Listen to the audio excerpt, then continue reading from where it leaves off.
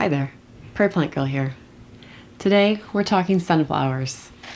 I wanted to do a separate video on the sunflowers that I plant in my garden because I plant quite a few varieties, so I thought it would be a good idea to just go through all of the varieties in one video instead of adding them into another one. I just love sunflowers. I love growing them in my yard. I like seeing their bright, cheery flowers and blooms, and they're great to use as cut flowers as well, especially if you get those pollen-free varieties. You can use them as a screening or a small hedge. You can put some of the smaller varieties right into large pots as a centerpiece flower. They're just very versatile in the garden. I like to start my sunflowers around the about 2 to 3 weeks before my average last frost date.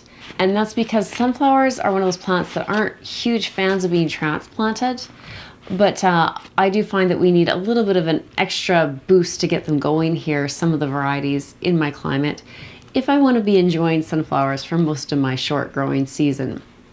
I live in Saskatchewan, Canada, and my area here gets about 110 frost-free growing days, and some of these sunflower varieties take about that long just to reach maturity. So I want to have them blooming earlier if I can. So starting them that little bit sooner indoors can help with that. And to help with the transplant shock, I like to use a peat pot for these. So it's one of the few plants, these are one of the few plants that I will use a peat pot for. I don't really care for using peat pots, especially for the plants that I'm going to have indoors for a long time, because they can get kind of musty and gross. But a lot of times I'll start my sunflowers out in a cold frame or greenhouse, so that issue isn't as big of a deal to me. And they're not sitting in those pots for very long, so again, it doesn't cause as many problems that way. Another great thing that you can use to start your sunflower seeds, and I've done in the past, is actually empty toilet roll tubes. So you just can kind of fold in the bottoms and put some soil inside the tube, and then put a couple of seeds just like you would any other seed tray and plant them in there. And then the tubes, they don't break down in my climate here in a season, so I still have to peel them away, but I find that they peel apart so nicely that it doesn't disturb the roots as much as using, trying to push them and work them out of like a plastic container would do. What are these varieties that I'm going to be growing? Well, let me tell you. We're going to start with some of the shorter varieties. One of the shortest varieties of sunflower that I believe you can buy is Choco Sun. So this is a new sunflower to me this year. I've never grown it before, but I'm excited to see how it works out. These flowers are supposed to be only about 10 to 12 inches tall. I couldn't find information on how large the flower head is, but even if they're only a few inches on a plant that short, that'll be really incredible to see. Now you would think with a name like Choco Sun that these would have a darker petal, but they're actually supposed to have a really lemony yellow petal with a very dark chocolate covered center. So I'm really excited. These are supposed to be able to work really well in containers, and that's probably where they'll wind up with for me. They take about 75 to 85 days to mature. They're supposed to be a good cut flower, though I couldn't find any definitive answer on whether or not they're pollenless.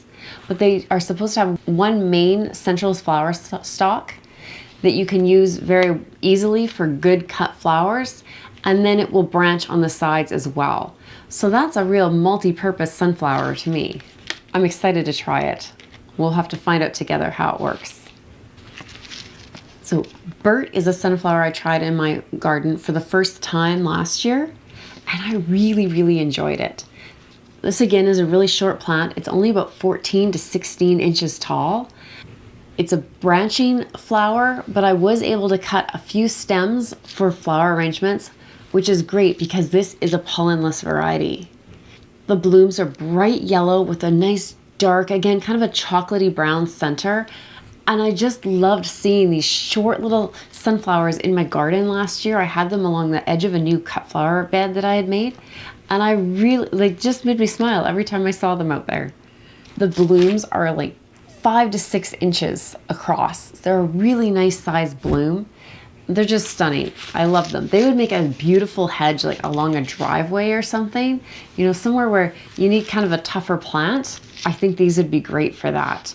Or, you know, if you have one of those flower beds that kind of goes along the front edge of your house that's not very deep, I think you could get a lot of bang for your buck planting a few of these Bert sunflowers in there. Sunny Days is another one of those shorter statured sunflowers. So this one is supposed to grow around 24 to 30 inches tall. This is a mix of sunflowers, and I believe that Vessie's, which is the company that I purchased these from, I believe this is their own proprietary mix or something, because I could not find information about these sunflowers on any other site but Vessie's. What they tell me is that these are 24 to 30 inches tall. They're a mix of colors of yellows, I believe, and they have about 4 to 5 inch blooms.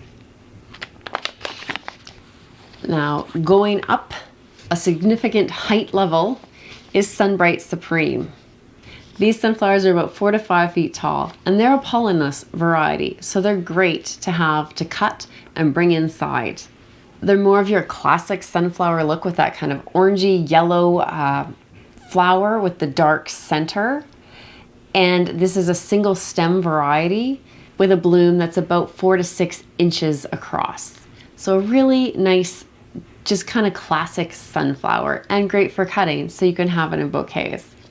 This variety is supposed to take about 60 to 70 days to mature, and it's also supposed to work well and be less sensitive to daylight length, and they're less susceptible to cold. Valentine is another great lemon yellow kind of sunflower. Why is it called Valentine, I wonder? You'd think it had a red bloom, but no. Valentine is a pale yellow sunflower. This variety gets about 4 to 5 feet tall. It has pollen. It's multi-branching, but it has big blooms on it. These take about 75 to 85 days to maturity. This is Giant Sun Gold. This variety is supposed to be just like the teddy bear sunflowers for their flower variety, their flower look. So very fluffy, double, almost no center, yellow sunflower. These are a long time to mature. These can take up to 110 days to maturity. Autumn Beauty is one of my favorite sunflowers. This is a multi-branching sunflower, and I like it so much I have several packs of it. I won't grow several packs this year, but I don't want to run out. It has multiple branches, and I swear every single flower looks completely different, and they're all in these great autumnal tones of like oranges and reds and kind of almost like burgundies and like browns, and they're multicolored. They're just amazing to look at, a plant full of these flowers. On the package here, the Autumn Beauty says that they get to 5 feet tall, but I'll tell you, I would say they get closer to 10 feet in my garden.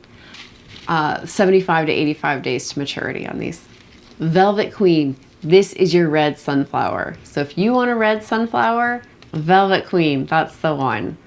This this plant gets 5 to 7 feet tall. It's branching.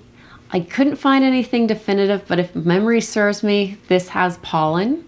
The blooms are around 5 inches across, and they have these dark red mahogany. They're just amazingly deep, rich colored sunflowers with a really dark brown, almost to black center on them. They're a 60 to 70 day maturity sunflower. I love them. They make a nice contrast to all the yellows in the yard. And then I have the Go Bananas mix, which again, I'm pretty sure is a mix that Vessie Seeds makes themselves. This is a mix of yellow sunflowers, and they can be singles and they can be doubles, and they range in height. They can be like 6 to 8 feet tall. A really nice sunflower. I think all of them were branching, though I couldn't say for sure. And they're supposed to be pollenless, and they're just a nice, cheery, bright mix of yellow sunflowers. So that's 8 varieties of sunflowers that I'll be growing this year in my garden. Like I said, I love sunflowers. Most of these you could see were purchased from Vessi Seeds, and I have one from TT Seeds if you're wondering where I purchased them.